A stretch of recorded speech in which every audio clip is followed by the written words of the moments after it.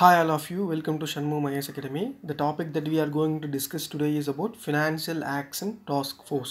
So Financial Action Task Force na என்னன்னு பார்க்கலாம். அது எதுக்காக வந்து வேர்ல்ட் ஃபாரம்ல இருக்கு அப்படிங்கறத we will discuss today. So Financial Action Task Force அப்படிங்கிறது என்னன்னா it is an intergovernmental body.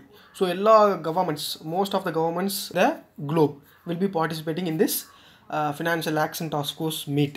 So எதுக்காக இதை ஃபார்ம் பண்ணாங்க அப்படின்னா இன்டர்நேஷ்னல் லெவலில் ஏதாவது மணி லாண்டரிங், டெரரிஸ்ட் ஃபினான்சிங், ஏதாவது ஒரு கண்ட்ரி வந்து டெரரிஸ்ட்டை வந்து ஃபினான்ஸ் பண்ணி வச்சுருக்காங்களா. So there are lot of accusation in Pakistan. They are doing this terrorist financing in their own country.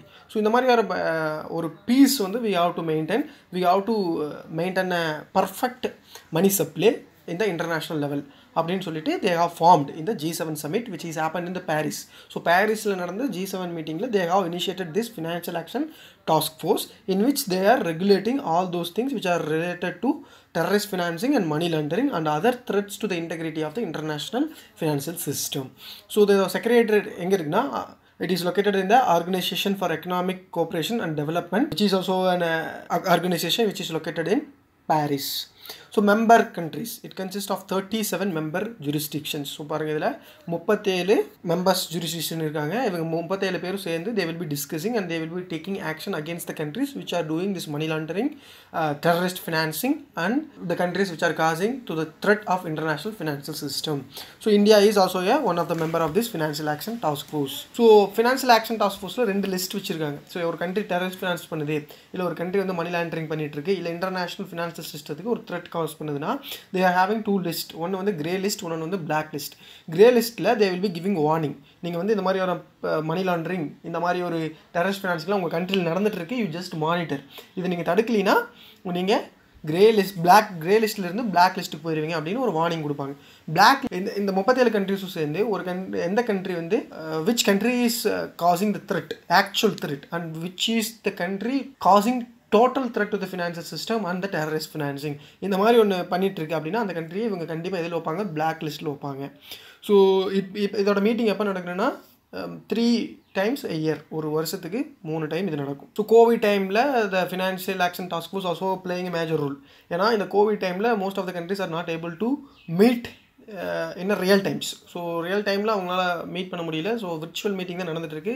So கரெக்டான ஒரு ப்ராக்ரஸ் போயிட்டு இருக்கிறது இல்லை. இருந்தாலுமே they are monitoring the progress problems regarding to the COVID-19 related crimes which is include fraud, cyber crime, misdirection or exploitation of the government funds or international financial assistance. So during this COVID-19 pandemic also they are taking some of the decisions and making the financial action task force worth.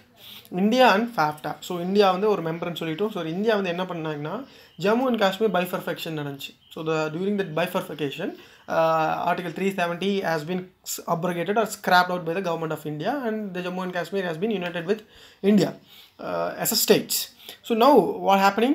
This Pakistan is supporting the terrorists who all are encouraging the thing which is against the norms of India. So India என்ன பண்ணாங்க, Jammu and Kashmir நம்ம கூட வந்து இருக்குன்னு நினச்சாங்க. ஆனால் பாகிஸ்தானில் இருக்கக்கூடிய சில காஷ்மீர் பார்டரில் இருக்கக்கூடிய சில டெரரிஸ்ட் என்ன பண்ணாங்க, பாகிஸ்தானால் சப்போர்ட் பண்ணப்பட்டாங்க, ஃபினான்ஷியல் அசிஸ்டன்ஸ் கொடுக்கப்பட்டாங்க அப்படின்னு சொல்லி பாகிஸ்தான் வந்து they have put this discussion in the international forum and India also has taken some decisions based on this and they also placed these documentations in the financial action task force. So இப்போ status என்ன ஸ்டேட்டஸில் இருக்குது, Pakistan grey லிஸ்ட்டில் இருக்கா இல்லை black லிஸ்ட்டில் இருக்கா? Pakistan which continues to remain in the grey list of FATF, so grey லிஸ்ட்டில் தான் இருக்குது. had earlier been given the deadline till the June 2020 அந்த பிரச்சனை நடந்துச்சு பார்த்தீங்களா முன்னாடி. Article 370 ஸ்கிராப் அவுட் பண்ணும்போது இந்தியா கொடுத்த அந்த டாக்குமெண்ட்ஸ் எல்லாத்தையும் வாங்கிட்டு they have given a timeline, ஒரு டெட்லைன் கொடுத்துட்டாங்க. இதுக்குள்ளே நீங்கள் இந்த அந்த டெரரிஸ்ட் ஃபினான்சிங் வந்து யூ ஹாவ் டு ஸ்டாப் அப்படின்னு சொல்லி they have done this and you have to obey the points which has been listed out by the FAFTA.